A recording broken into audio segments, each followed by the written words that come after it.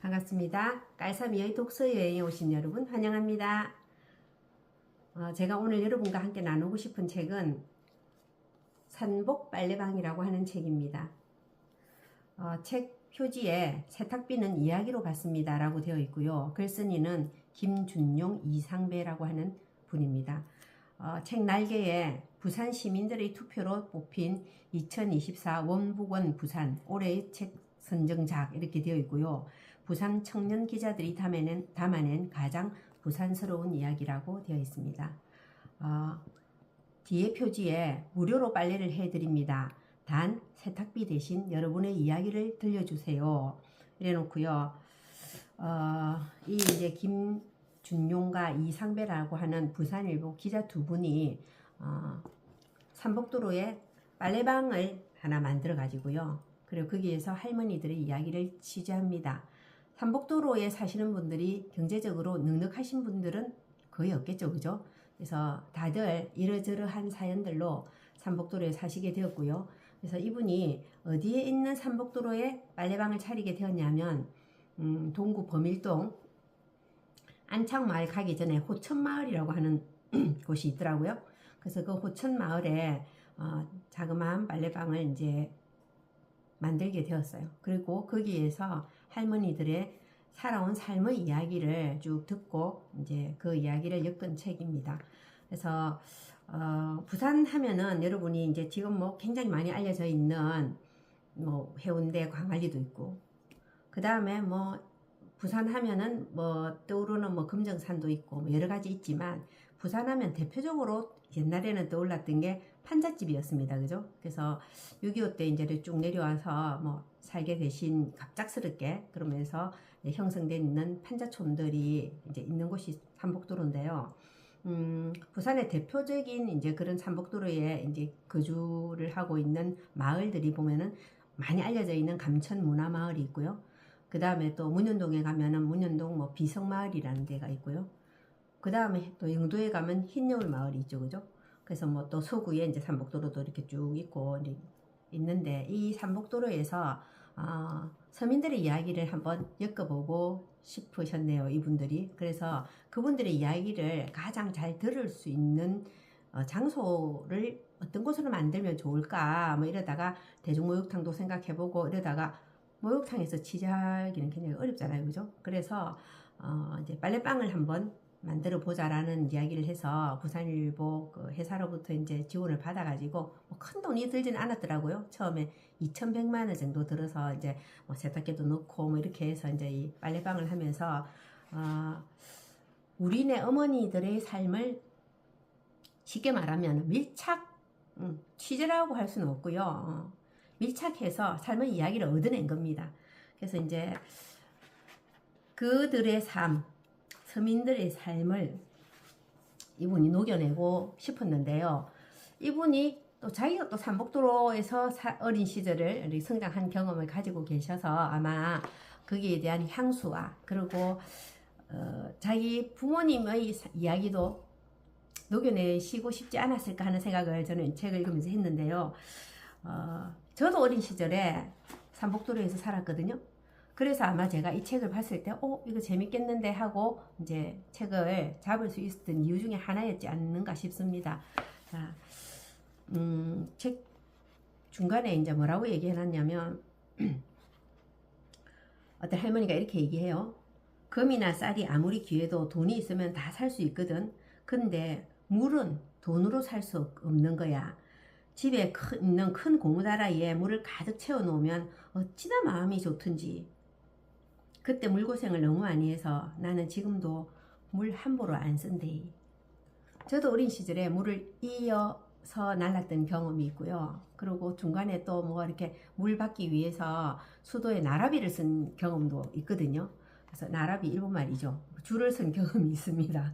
그래서 지금 저도 물을 굉장히 아껴 쓰거든요. 어린 시절의 경험은 참 중요한 것 같습니다. 그래서 어른들이 흔히 보면 화장지를 굉장히 아껴 쓰지 않습니까? 옛날에는 화장지가 귀했잖아요, 그죠? 그래서 그러니까 어린 시절의 그 경험이 삶을 참 많이 지배하는 것 같아요. 그래서 이제 중간에 할머니들이 그러면 이제 이야기만 단지 해주고 빨래를 공짜로 하고 가지는 않았을 거잖아요. 그죠? 그래서 빨래방을 찾아온 어머니 아버님들은 저마다 빨랫감과 함께 이야기를 한아름 안고 오신다. 세탁비 대신 받은 이야기는 개개인의 삶을 넘어 부산의 굽이치는 역사 그 자체다. 이런 귀중한 이야기를 들은 것만으로도 감사한데 올 때마다 이것저것 이고 지고 오신다. 아무리 사양해도 그냥 오기 미안하다며 주전부리며 반찬거리를 들고 오시는 거다. 각박한 세상에 어떻게 다들 그렇게 다정할 수 있을까? 각자 우리는 줄 수 있는 게 다 다른 것 같습니다. 돈이 있는 사람은 돈을 주고요. 이야기거리가 있는 사람은 이야기거리를 주고요. 그림을 잘 그리는 사람은 그림으로 뭔가를 또 표현해내고요. 해내고요.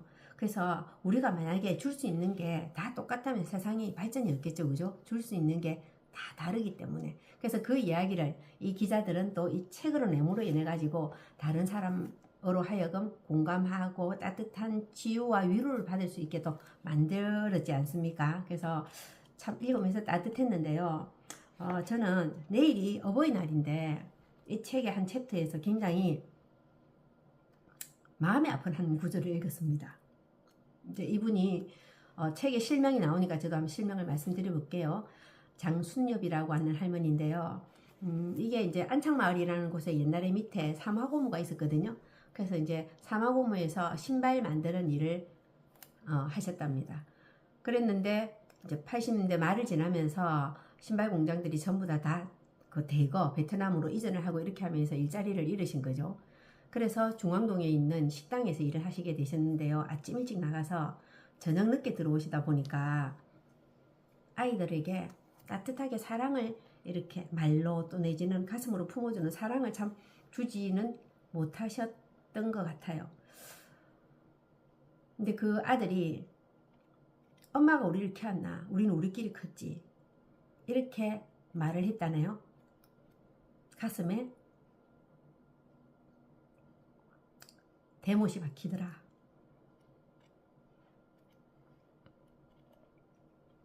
아마 별 뜻이 있거나 크게 생각하고 말하지는 않았을 것 같은데 그 당시 그 분들이 우리에게 줄 수 있었던 것은 밥을 먹여주는 것, 잠자리를 제공하는 것, 그 이상을 하실 수 없는 환경이었는데 우리 자식들은 그걸 참 잘 모르는 것 같아요. 이만큼 크고도. 그죠?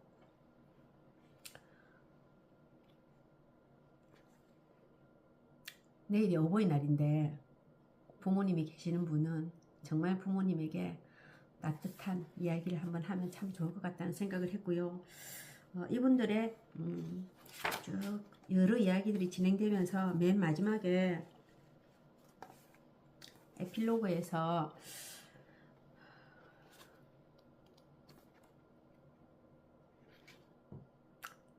이상배 기자가 이렇게 얘기합니다. 삼복 빨래방은 내가 지역을 바라보는 시선을 완전히 바꿨다. 속도 경쟁과 비판에 맞춰져 있던 초점이 달라진 것이다. 바르고 날카로운 펜대가 필요 없다는 뜻은 당연히 아니다. 좋은 콘텐츠에 대한 시야가 더 넓어졌다는 이야기다. 그러면서 내린 나만의 결론이 있다.